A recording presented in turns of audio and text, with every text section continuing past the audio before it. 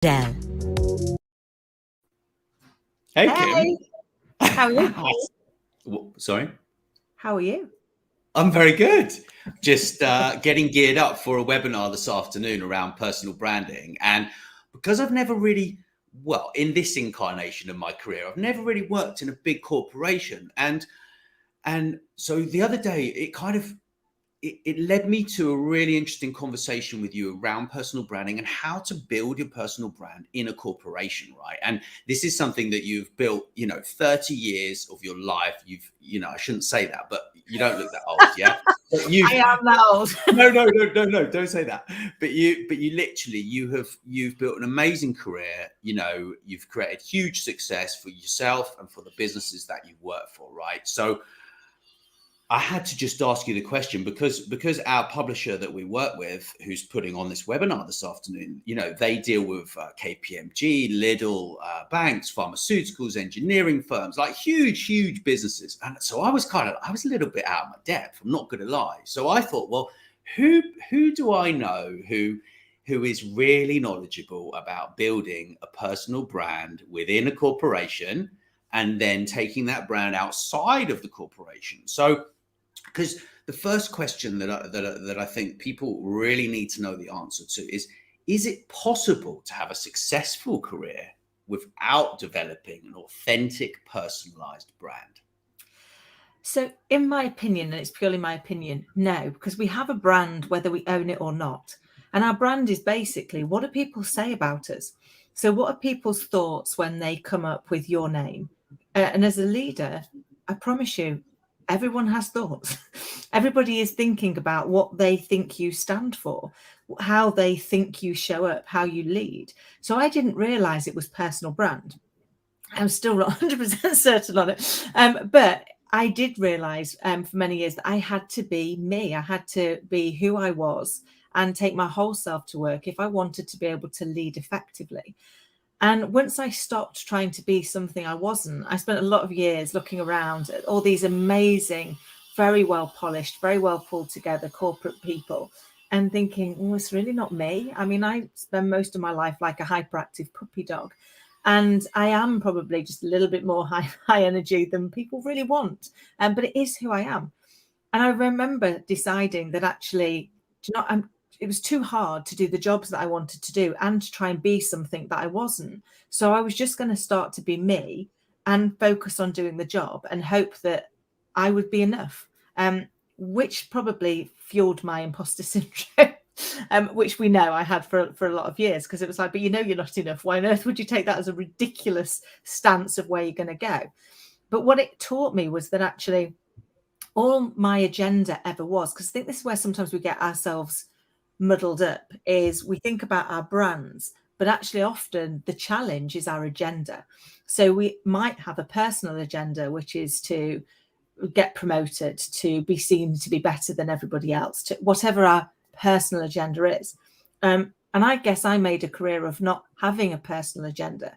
And that was the feedback that I got for years was, wow, you really don't have a personal agenda, do you? And my response, which was my genuine response, was, I'm not bright enough to have two agendas. Like, my brain can't cope with that. So I'm paid to have the business's agenda. And therefore, that's going to be what I'm going to do my very best to achieve. As long as it aligns to my value set, as long as you're not asking me to do something that I don't agree with, then I'm going to deliver what you're paying me to deliver, because that's my job. That's what I'm here to do. But it wasn't until people started to see that actually you didn't step outside of that. I remember in one organization actually having the board come and thank me for my approach. And I was like, that's really interesting. Talk to me about it. I don't think I did anything unusual. And what had happened was this gentleman, I'd only been there a couple of weeks, had sent me an email to say that there was that my team had been selling to his clients and undermining their business, and that it was basically horrendous, and it was a pandemic. It was out of control. I mean, it was really that the language was quite volatile and explosive. So I kind of responded back and just said, I'm really sorry to hear that. I think what would be better is if we sit down and have a conversation. Let's understand what's going wrong, why it's happened, and see if we can find a way forward. I would, however, like to point out that having looked at it, you appear to be talking about 4 sales in the last 3 months, and we sell 30,000 products a day. So I'm not sure it's quite at the pandemic standards that you're talking about. However, it is still critical that we find a solution for the organisation. And then I took it offline and went and had a conversation with them, and we found a way through. But the reason that they were so thrilled was like, you didn't get into an argument. You were clear on your point, but you were like, but let's find a solution. I was like, because we need a solution. There's little point me fighting somebody else who's in the organization. We've got to instead say, are we here to deliver the same purpose, which is to achieve the company's goals? Yes. So we've got the same goal. All we need to do now is find a way to achieve it that allows us both to be successful and allows our people to be successful. And I don't want my people fighting with anybody. So the only way I can do that is to lead from the front and say, well, actually, when something doesn't go my way, instead of getting into a fight about it, I'm going to get into a conversation about it and find a solution. And I remember the feedback being, you've always been exactly the same, but it wasn't until the pressure was really on. It wasn't until our numbers fell off a cliff and we were constantly in pressure in front of the board that we realized that you really are like this all of the time. This is how you operate. It's irrelevant of what happens. Your life just goes, okay, we'll deal with that. Doesn't mean to say things don't hurt, things don't hit you, but it's about saying, okay, it's not about, we don't respond to what's happening. We respond to what we've made it mean. So it's noticing in that moment that the emotion's taking over and going, okay, step back, look at what's factually happening and deal with the facts. You can look at the emotions later, but right now, what people need is for me to deal with the facts. And I guess that's why I've tried really hard. And people now say, whenever they think of me, they think of kindness. And that seems to be my brand, which is what an amazing brand to have. I would love to think that I'd earned that. And I spend every day trying to make sure that I do earn that. So basically, it's a kind of accidental brand positioning that you've kind of done, and then you sort of discovered that actually you were just authentically yourself, and then you learned how to kind of expand that, right, and grow your relationships and your reach, and just show up and kind of keep doing that, right? Yeah, and share with people what's important to me. Share with them my values. So my brand is me, but when you first meet people, how do they know who you are? That's why we build a personal brand, is so that we can actually be telling people before they get to us, when they look at our LinkedIn or anything like that, this is who I am, this is what I stand for, this is what's important to me. And our values and our purpose are personal to us. They are what's important to us. They are what make us tick. But when we share that, we know research shows that 57% of people leave their boss, not the organization. So if we think of that as a leader, more than 1 in 2 people leave us. But the same goes the other way. When they're looking about joining an organization, they look at the leader as well. Who are they? What do they stand for? What's their personal brand? What do people say about them? Because that is your brand, whether you like it or not. You can say, I'm not into brands. You've already got one. It's a bit like we say, well, I'm not that worried about legacy. We're leaving one, whether we like it or not. We may as well own it and be proud of the one that it's delivering. So for me, that's why I started to really get into understanding a little bit more about this brand and saying, well, actually, I want to be in control of how I'm showing up in the world. I want to take accountability when I don't show up in the best way. And I want to change that. And I want to be able to apologize to it. But the only way people are going to get to know, like, and trust me is if they get to know and then like and trust me. So you've got to be able to put out there to say, what do you stand for? What is important to you? What's your purpose? And then people can choose whether or not they're in or they're out. And that's their choice. Right.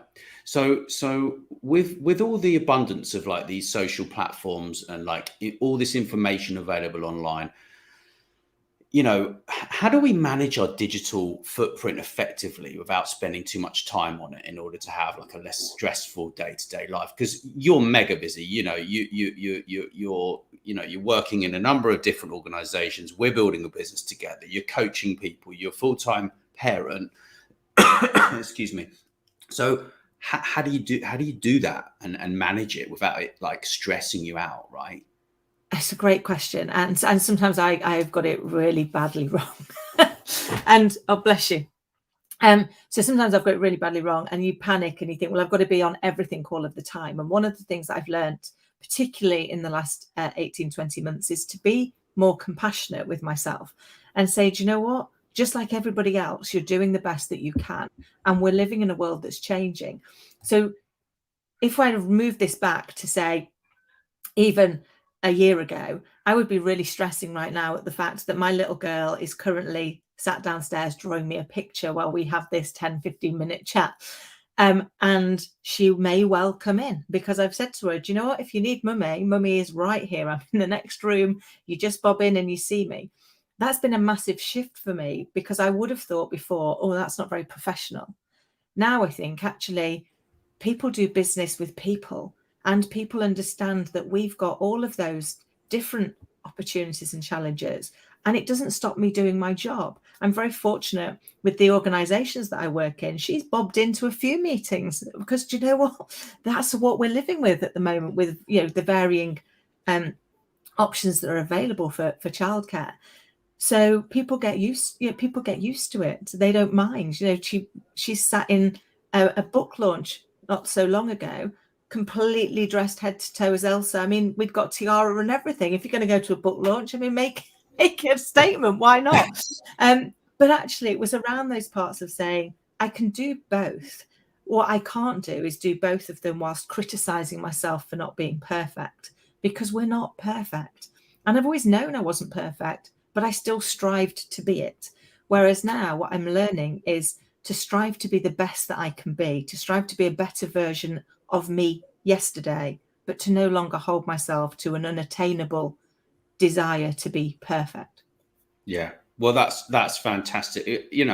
So I know we kind of, we could talk about this like hours and hours and hours, right? Because I've been studying this for years, and you have so much value to add here, right? But like, how do you take control of your brand, like, and actually start to do it quickly without it like costing the earth? Because this is a major issue. I mean, I have a book I can give away to people. There's a process they can follow for free, right? But like, what other kind of things do you think people could do?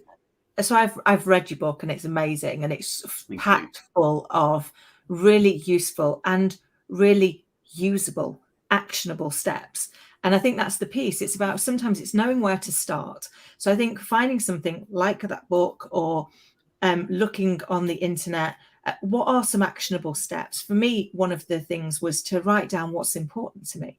So actually, what do I want to stand for? What are my values? I remember a boss saying to me many years ago, the thing I love about you is, if something doesn't fit your value set, you'll take your bat and ball home, even if it's not your bat and ball, as I'd just resigned. He said, just because you didn't like, I was like, I can't work somewhere where it doesn't align to my values. I can't, because it goes against everything that I believe in. Right. And I know that. I know that I don't work well in that space. But it took me a long time until I found resources like yours to say, well, actually, there's a way of mapping this out. Writing down first, these are my values. These are the things that I know are either going to make me light up with joy or make me fill with fire if they're not achieved, if they're not there. I remember an ex-husband of mine saying he always used to prefer it if we argued face to face rather than over the phone, because at least he could see the flash of fire in my eyes before I controlled it and went, okay, lovely, let's see how this goes. So I know that there are some things where I can't deal with. I don't like lack of trust. I don't like dishonesty. Whenever I see those, I know that they are going to hit my hot button. Oh, you and me both. We walk away as soon as, if someone tells me one lie in the beginning of a relationship, right, or anywhere.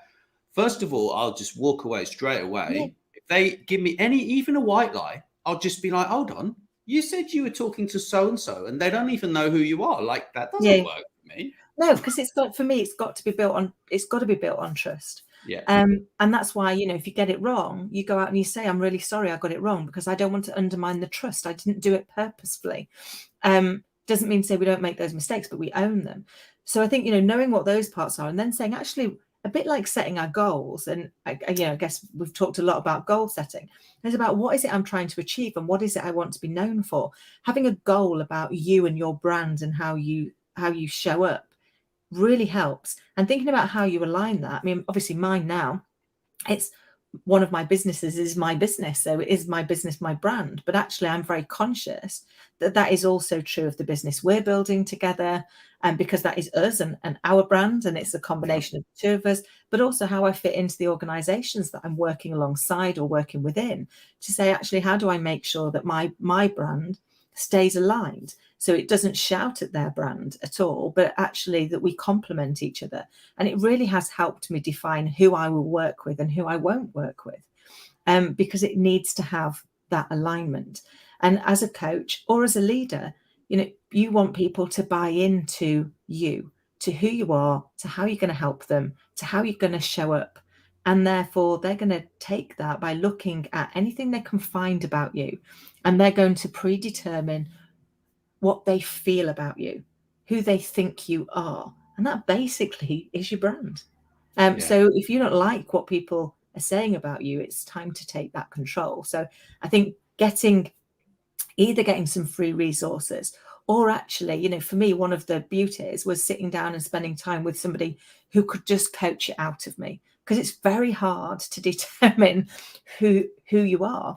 I had a really bad self-image, so trying to work out who I was horrendous, because I had no idea who I was or what I stood for.